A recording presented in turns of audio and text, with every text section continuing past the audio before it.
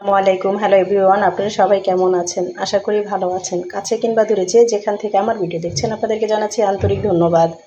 আমি চিংড়ি মাছের বড়া করব। তো ডাল বেটে নিয়েছি, মশারির ডাল। এখানে চিংড়ি মাছ, ছোট চিংড়ি মাছ।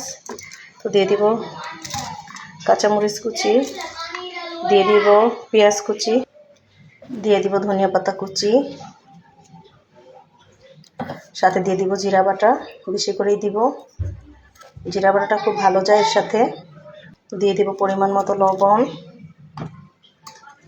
দিয়ে দিব হলুদ গুঁড়ো, ভালো করে মেখে নিব। দিয়ে দিব কিছুটা পরিমাণ মরিচ গুঁড়ো। মনে হচ্ছে একটু কাঁচামরিচ কম হয়ে গিয়েছে, এজন্য আমি আর একটু কাঁচামরিচ দিয়ে নেব। ফ্রাই প্যানের তেলটা গরম হয়ে গিয়েছে। এখন এইভাবে সবগুলি ভেজে নিব।